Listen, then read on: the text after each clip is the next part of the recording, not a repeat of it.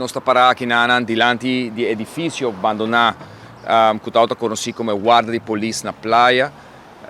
Esse aqui está quadro de lo que nós sabemos da papel de Bajecaba e a carta que eu dirigida ao nosso primeiro-ministro, a senhora Evelyn Weaver Cruz, para poder começar diálogo mais pronto que possível, arriba gasto no momento aqui exagerar com o governo, mas que lamentavelmente nós não estamos dando atenção. Cada dia nós escuta, ora tem uma medida na caminho, ou que hora que nós escuta, que tem algo de discussão andando com a Holanda, de repente nós acorda e nós pensa, arriba o gasto que tem o governo, mas lamentavelmente na caminho nós mira que essa aqui não toma lugar. A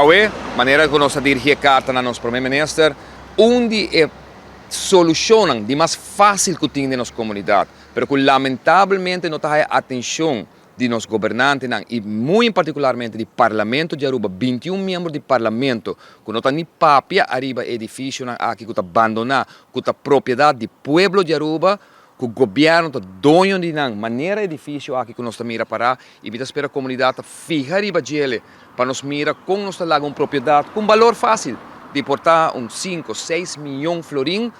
para está putri aqui está verpovo por seu mês, mientras tanto nós também está huir quantidade de edifício rond aqui na Aruba. Maneira edifício aqui tem mais ou menos 30 outros edifícios de governo que está parado. Nós estamos acordando, por exemplo, a escola de Juliana e Beatrix, que está parada no momento aqui, para mais de 10, 15 anos acaba. Assim é, tem edifício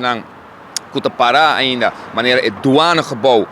dilante nos WAF, que para me calcular e acaba também para 20 anos que edifício aqui está parado, e nós podemos mencionar uma quantidade de outros edifícios que está sigue para abandonar, que tem um valor, mas que o governo não tinha interesse, não tinha coragem, e o Parlamento de Aruba não tinha vontade para visar que nós também atender que problemática aqui, que tem gasto enorme que tem o governo. Põe para a família. O que está passando agora? Tem caso que está lá abandonado, não está mantendo,